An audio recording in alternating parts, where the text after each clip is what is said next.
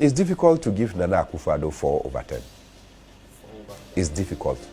I'm being charitable to give him 4/10 for the past years. Football is played on the park, not among the spectators. Nana Addo is in the middle of the spectators and, kicking his legs and heading and claiming that he's playing football. No, go to the park and do the work.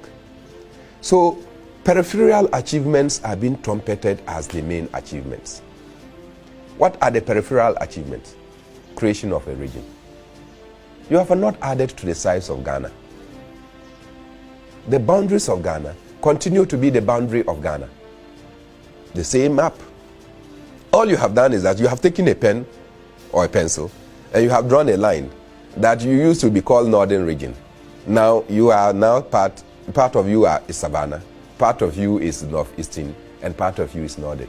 That is the achievement you want us to clap for? No, that is peripheral. The subject matter is that the people of Ghana are looking for employment. Now, when you come to the employment issue, just look at the bizarre programs that they are putting across. For instance, Osafo Mafo, whose eloquence is becoming a nuisance in our public life, comes to say that the public sector is choked, and therefore Ghanaian graduates should not expect employment into the public sector. At the same time, 2 of his students who were not in employment have been roped into managerial positions in the public sector. One with Senate and one with the National Communications Authority. At very high levels, receiving big paychecks. Then, as a solution to the unemployment that we are all facing, we should not go to the public sector. The government introduces a transient policy called NAPCO, where everybody, irrespective of your qualification and your expertise, you have to earn 700 Ghana cedis.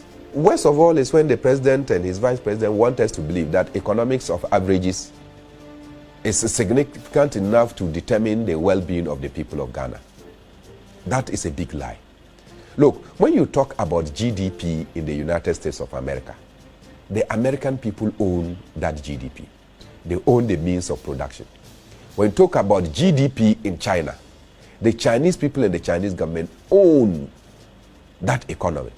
When you come to Ghana, do we own the economy? I give you an instance in the telecom sector. Glo is a foreign one. Vodafone is foreign. MTN is foreign. Airtel is foreign. Tigo is foreign. So all the telecom providers in your country, none is owned by you. So when they make their money, it's calculated as part of your GDP, but it's taken away the next moment. What you are confronted with is the GNP, which determines what the nationals of your country actually produce. They own their economy, so they decide that GDP should be a determinant of how well their economy is doing. You don't own your economy, and you are here parading that GDP is growing. GDP is growing to whose interest?